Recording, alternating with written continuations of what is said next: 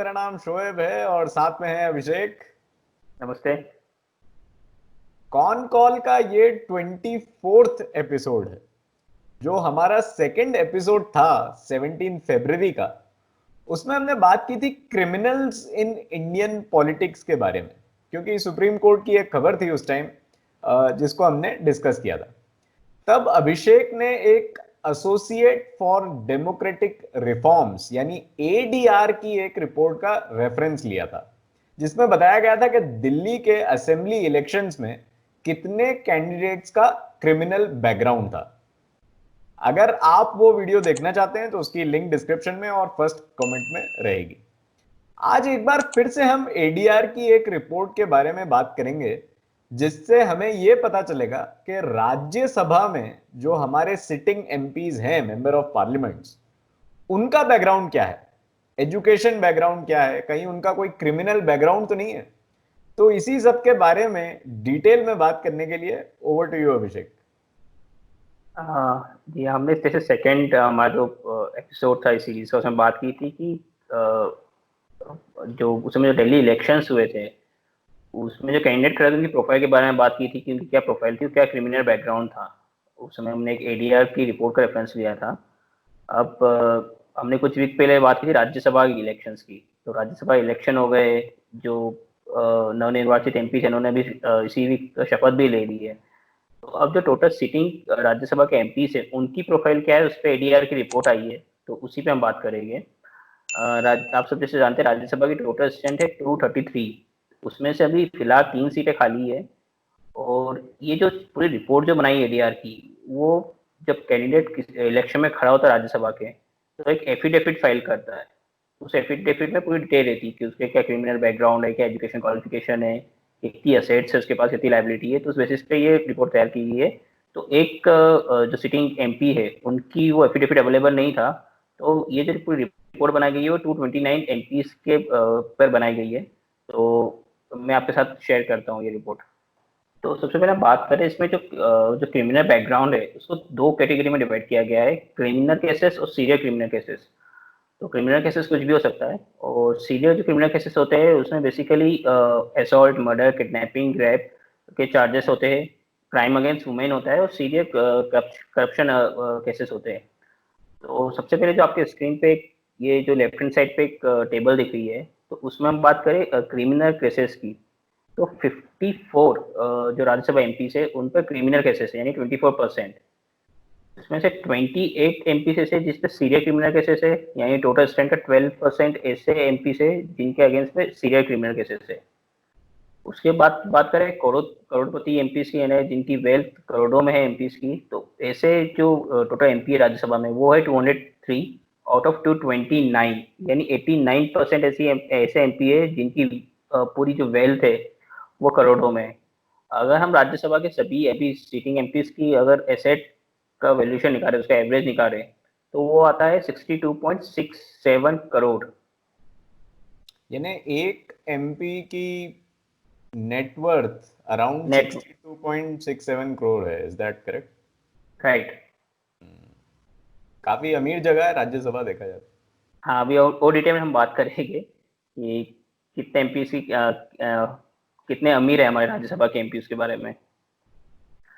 अब बात करते हैं पार्टी वाइज की क्रिमिनल केसेस हर पार्टी में और हर स्टेट्स में कितने ऐसे एमपी है जिनके अगेंस्ट क्रिमिनल केसेस है। तो सबसे ज़्यादा जो नंबर है वो है आरजेडी का। आरजेडी के जो टोटल जितने एमपी है राज्यसभा में, उसमें से 80% के अगेंस्ट क्रिमिनल केसेस है और 60% के अगेंस्ट सीरियल क्रिमिनल केसेस है। आपकी बात करें, आपके 3 एमपी है राज्यसभा में, उसमें से 67 में 2 एमपी पे क्रिमिनल केसेस है, और 33 यानी 1 एमपी पे सीरियल क्रिमिनल केसेस है। इंडिपेंडेंट 67-33 यही रेशो है। शिवसेना 67-33, वाईएसआर 50-50। तो ऐसे ही ये सब सारी पॉलिटिकल पार्टियों का आपको ये पूरा एक रिकॉर्ड आपको मिल रहा है कि कितने उनके एमपी है, उसमें से कितने के अगेंस्ट में क्रिमिनल केसेस और कितने के अगेंस्ट में सीरियल क्रिमिनल केसेस है। हम नेशनल पार्टीज की बात करें जैसे कांग्रेस, तो कांग्रेस के 20 एमपी के अगेंस्ट क्रिमिनल केसेस है और 15 एमपी के अगेंस्ट सीरियल क्रिमिनल केसेस है। बीजेपी की बात करें तो 18% जो बीजेपी के एमपी है उनके अगेंस्ट क्रिमिनल केसेस है और 6% एमपी के अगेंस्ट में सीरियल क्रिमिनल केसेस है।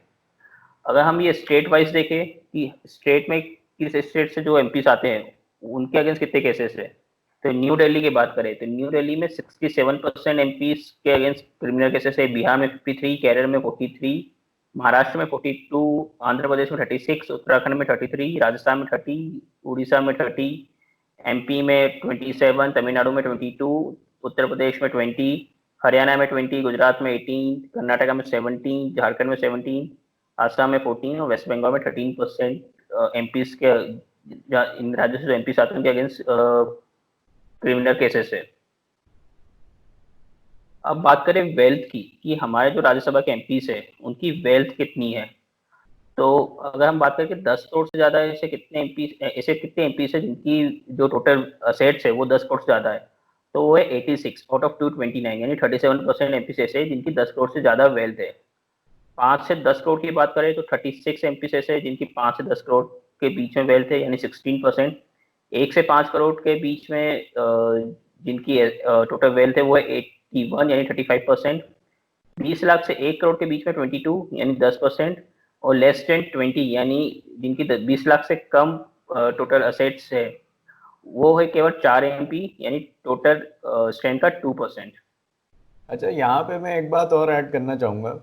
ये सब नंबर्स आपने उनके एफिडेविट से लिए, यानी ये डिक्लेयर्ड इनकम। हाँ, ये डिक्लेयर्ड इनकम है ये। हाँ, मैं ये नहीं कह रहा हूँ कि अनडिक्लेयर्ड इनकम इससे ज्यादा होगी या इससे कम होगी, मैं जस्ट ये कह रहा हूँ कि ये डिक्लेयर्ड इनकम। हाँ, ये डिक्लेयर्ड इनकम है जो उन्होंने जब नॉमिनेशन फाइल किया था कैंडिडेट के लिए तब उन्होंने डिक्लेयर की थी कि हमारी इतनी ये इनकम है, इतनी हमारी वेल्थ है।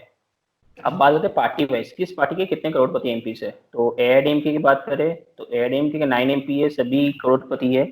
उसके बाद टीआरएस के 7 एमपी है जो कि सभी करोड़पति है, जेडीयू के 5 सभी करोड़पति है, बीएसपी के 4, एनसीपी के 4, शिरोमणि अकाली दल के 3, शिवसेना के 3, झारखंड मुक्ति मोर्चा का 1, ये सभी करोड़पति है।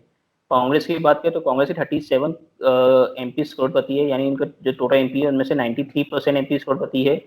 बीजेपी की बात करें ये है 69 एमपी करोड़पति है, यानी बीजेपी के जितने एमपी है उसमें से 90% एमपी करोड़पति है।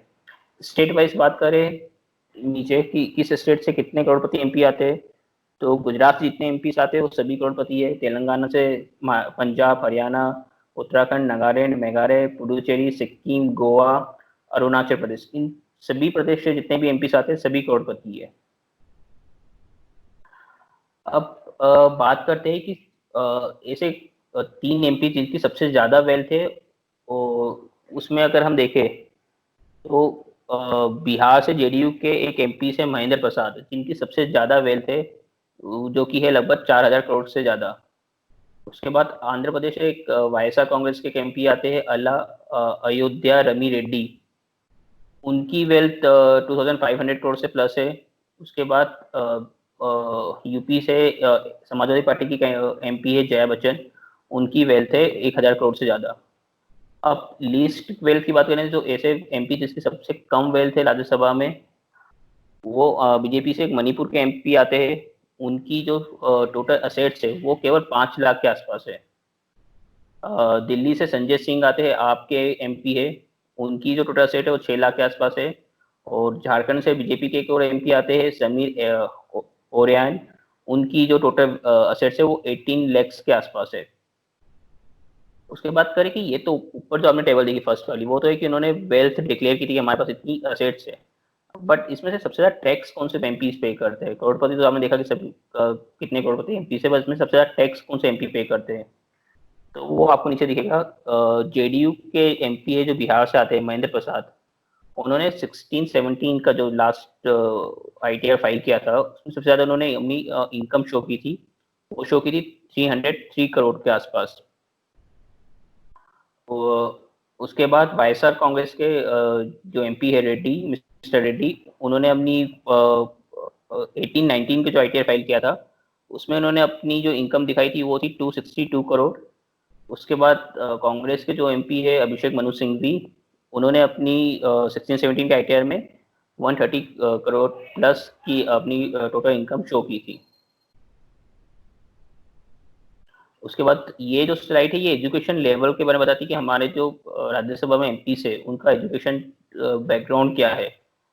तो एट्थ पास एक एमपी है, 10th पास 9, 12th पास 14, graduate 46, graduate professional 56, graduate professional 56 और पोस्ट ग्रेजुएट 61 और डॉक्टरेट भी है हमारे जो जिन्होंने डॉक्टरेट कर रखी है वो ऐसे 27 एमपी है। उसके बाद बात करें जेंडर डाइवर्सिटी की कि कितने मेल एमपी से कितने फीमेल एमपी है राज्यसभा में, तो 90% यानी 207 एमपी मेल है और केवल 23 यानी लगभग 10% के आसपास वुमेन एमपी है। तो ये था हमारे राज्यसभा के एमपीज की प्रोफाइल कि क्रिमिनल केसेस क्या है, कितनी वेल्थ है और एजुकेशन लेवल क्या है, कितने मेल और फीमेल एमपी राज्यसभा में। आपने जो बात की कि फीमेल एमपी 10% है टोटल स्ट्रेंथ के, अराउंड 10%, यहाँ पे एक जो वुमेन रिजर्वेशन बिल है उसकी भी थोड़ी सी बात की जा सकती है कि कैसे उसमें 33% अलोकेटेड है, प्रपोज्ड है, बट वो बिल पास नहीं हो रहा है।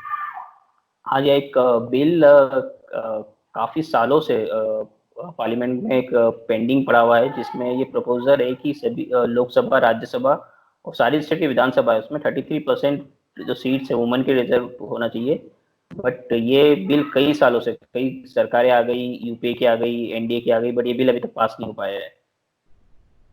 तो ये एक बिल है जो पास हो सकता है मे बी अगले सेशन में, जब भी वो सेशन होगा।